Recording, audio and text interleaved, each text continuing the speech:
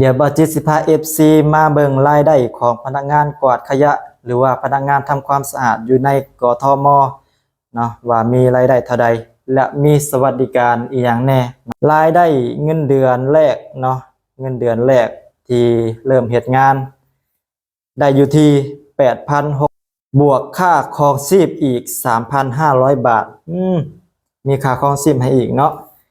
เมื่อเกษียณอายุราชการแต่ยังคงได้รับบำเหน็จรายเดือนทุกเดือนจนกว่าจะเสียชีวิตปาโถ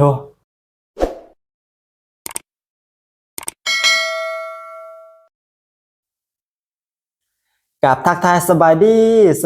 และสวัสดีพ่อแม่พี่น้อง FC เบิร์ดสุขสุขคนเด้อยินดีต้อนรับทุกคนเข้าสู่ช่องของบ่าวจิตบ้านโคกอีกแล้วเนาะพี่น้องเอ้ยมื้อนี้บ่าวจิตสิพา FC ไปเบิ่งความสวยความงามของประเทศไทยเนาะ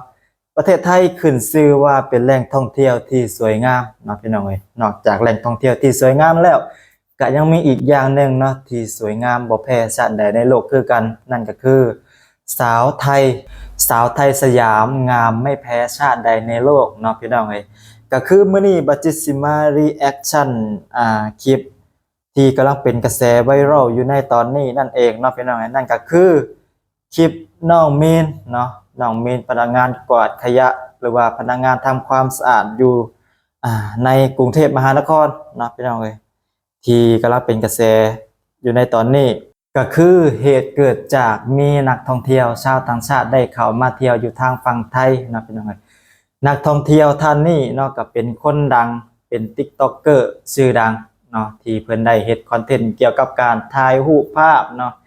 ถ่ายสาวงามถ่ายสถานที่งามๆเนาะที่มันสะดุดตาเพิ่นก็ถ่ายแล้วก็เอาไปมอบให้ผู้นั้นเนาะพี่น้องก็ประมาณนี้น้องมีนก็เป็นอีกผู้หนึ่งเนาะที่ไปสะดุดตาไปเตะตานักท่องเที่ยวชาวต่างชาติท่านนี้เพิ่นก็เลยได้ถ่ายรูปภาพเนาะถ่ายรูปภาพแล้วก็นำไปมอบให้น้องมีนตอนนั้นน้องมีนก็บอกว่าตัวเองนี่ก็เฮ็ดงานตามปกติเนาะย่างเก็บกวาดถนนเก็บกวาดขยะบ่อนใดที่มันสกปรกระหว่างนั้นเองก็เห็นนักท่องเที่ยวชาวต่างชาติเนาะนักท่องเที่ยวไทยนักท่องเที่ยวจีนถ่ายภาพบนถนนอยู่เยาวราชตามปกติแต่ว่าในช่วงเวลาที่ตัวเองยืนพักนั่นก็มีนักท่องเที่ยวชาวต่างชาติคนนี้เอารูปภาพมาให้ตอนแรกก็ตกใจเนาะแต่พอได้เห็นภาพแล้วก็ดีใจบ่คิดว่าสิมีโอกาสได้ถูกถ่ายภาพโดยนักท่องเที่ยวโอเคเนาะพี่น้องเดี๋ยวบัดจิตสิพาไปเบิ่งความสวยงามเนาะไปเบิ่งคลิปเต็มๆนำกันเลย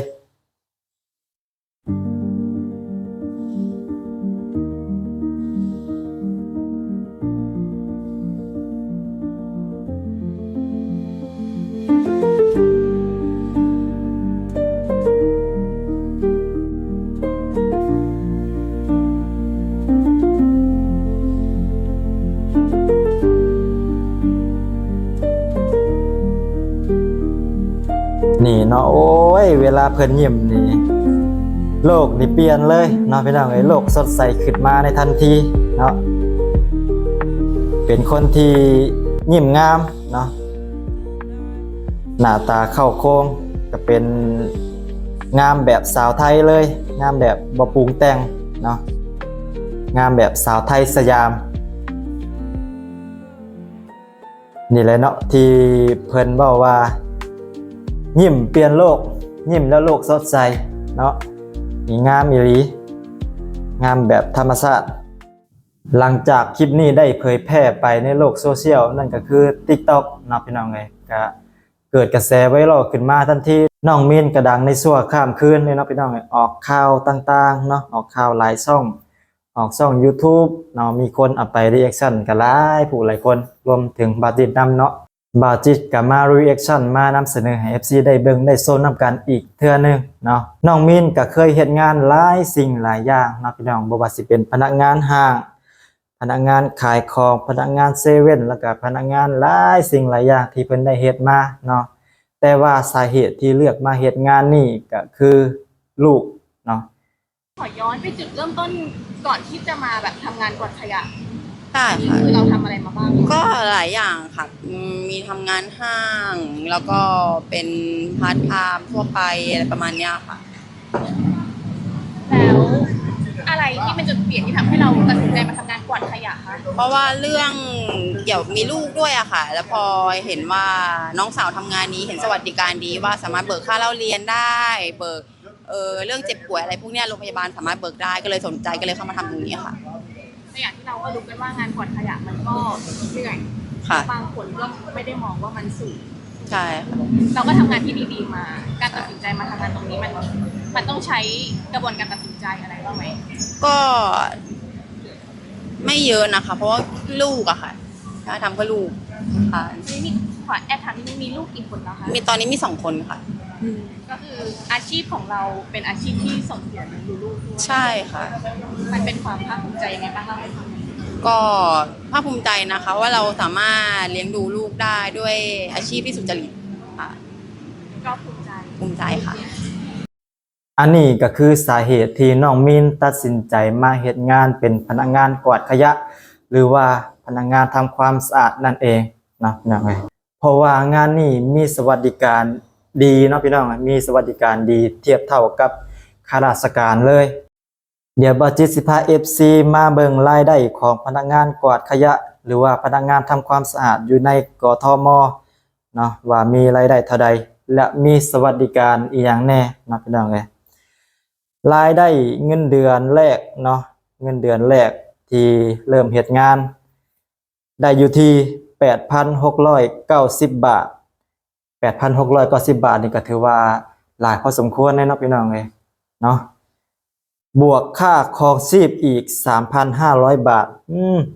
มีค่าครองชีพให้อีกเนาะถ้าว่าเฮาเฮ็ดงานนี้ไปเรื่อยๆไปเรื่อยๆเนาะพี่น้องเงินเดือนก็สิเพิ่มสูงขึ้นตามตำแหน่งเนาะ นี่บัจิตเข้ามาเบิ่งใน Google เนาะเสิร์ชหาเบิ่งใน Google เพิ่นบอกว่าลูกจ้างประจำมีสิทธิ์ทุกอย่างเหมือนข้าราชการโอ้มีสิทธิ์เหมือนข้าราชการเนาะเลื่อนขั้นเงินเดือนปีละ2ครั้งเนาะพี่น้องโอ้มีเงินเดือนเฮาก็สิเพิ่มขึ้นตามยศตามตำแหน่งเฮาเนาะพี่น้องเอ้ยก็เป็นประมาณนี้เนาะตามที่บัจิตเข้าใจแล้วก็มีสวัสดิการก็คือเบิกค่ารักษาพยาบาลค่าเล่าเรียนบุตรและอื่นๆอีกมากมายนะพี่น้อง เมื่อเกษียณอายุราชการแต่ยังคงได้รับบำเหน็จรายเดือนทุกเดือนจนกว่าจะเสียชีวิตปาดโถมันคือดีแท้เนาะพี่น้องเอ้ยเวลาเฮาเกษียณอายุไปแล้วเฮาก็ยังมีรายได้จากค่าบำเหน็จบำนาญอีกเนาะและเมื่อเสียชีวิตจะมีเงินก้อนให้ทายาทอีก15เท่าของบำเหน็จรายเดือนนี่ป้าโธ่เวลาเฮาเสียชีวิตเฮาก็ยังมีเงินให้ลูกให้หลานใช้อีกเนาะพี่น้องเอ้ยโอ้ดีคักอีหลีพนักงานกวาดขยะหรือว่าพนักงานทำความสะอาดมีสิทธิ์เท่าเทียมเหมือนข้าราชการเลยเนาะพี่น้องเอ้ยป้าดเนาะเวลาเฮาบำเหน็จบำนาญไปเวลาเฮาเกษียณอายุไปเฮาก็มีเงินบำนาญเนาะมีเงินใช้โอ้ดีคักขนาดเนาะมีสวัสดิการค่าเล่าเรียนให้ลูกค่ารักษาพยาบาลเนาะสุดยอดบ่จิตบ่แปลกใจเลยเนาะที่น้องมินเพิ่นเลือกมาเฮ็ดงานนี้เพราะว่าสิได้เบิกค่าเล่าเรียนให้ลูกเนาะเพิ่นก็เป็นแม่เลี้ยงเดี่ยวเลี้ยงลูกถึง2คนเนาะโอ้มีค่ารักษาพยาบาลค่าเล่าเรียนให้ลูกให้หลานมันก็ดีเลยแนวนี้เนาะแต่ว่างานนี้ก็บ่แม่นว่าไผสิสามารถเฮ็ดได้เด้เนาะพี่น้องเพิ่นก็ต้องรอการบรรจุก่อนเนาะนี่เดี๋ยวบัดจิตสิขึ้นให้เบิ่งเพื่อสิได้เป็นลูกจ้างประจำเนาะมันก็บ่แม่นง่ายเบิ่งลูกจ้างประจำมีทั้งเบิด 17,901 คนเนาะแต่ว่าลูกจ้างชั่วคราวนี่ก็มีหลายพอสมควรลูกจ้างชั่วคราวนี่ก็คือลูกจ้างที่ยังบ่ได้บรรจุเป็นลูกจ้างประจำเนาะพี่น้องบัดจิตเข้าใจประมาณนี้เนาะถ้าว่าผิดพลาดประการใดก็ต้องขอโทษขออภัยนำเด้อเนาะลูกจ้างชั่วคราวมีอยู่ที่ 1221 คนเนาะนี่มีหลายพอสมควรเนาะบ่แม่นว่าไผสิสามารถเข้ามาเฮ็ดได้ง่ายๆเด้เนาะโอเคเนาะพี่น้องคลิปนี้บัดจิตกับพา FC มาเบิ่งความสวยความงามของน้องมีนเนาะ สาวไทยสวยงามบ่แพ้ชาติใดในโลกซึ่งบ่อนเกิดเหตุนี่ก็เป็นบ่อนใกล้ๆกับบ่อนบาจิตเฮ็ดงานเลยเนาะพี่น้องเอ้ยบาจิตก็เห็นเพิ่นไกลไปไกลมาอยู่หน้าห้านบ่อนบาจิตเฮ็ดงานอยู่เนาะแต่ว่าบ่ได้ขอถ่ายรูปนํเพิ่นเอ้าถ้าว่ามีโอกาสบาจิตก็สิขอถ่ายรูปมาให้ FC ได้เบิ่งได้โซนนํกันเนาะโอเคสำหรับคลิปนี้บาจิตก็มีเพียงส่ำนี้เด้อจังได๋ก็ฝากให้พี่น้องฝาก FC ฝากเป็นกำลังใจให้บาจิตแน่เด้อฝากกดไลค์กดแชร์กดติดตามเนาะและที่สำคัญก็ฝากเบิ่งโฆษณาให้บาจิตแน่เด้อเพื่อสิได้มีกำลังใจในการถ่ายทำคลิปต่อๆไปโอเคสำหรับคลิปนี้บาจิตขอเอ่ยคำว่าสำบายดีขอตัวลาไปก่อนเด้อบ๊ายบาย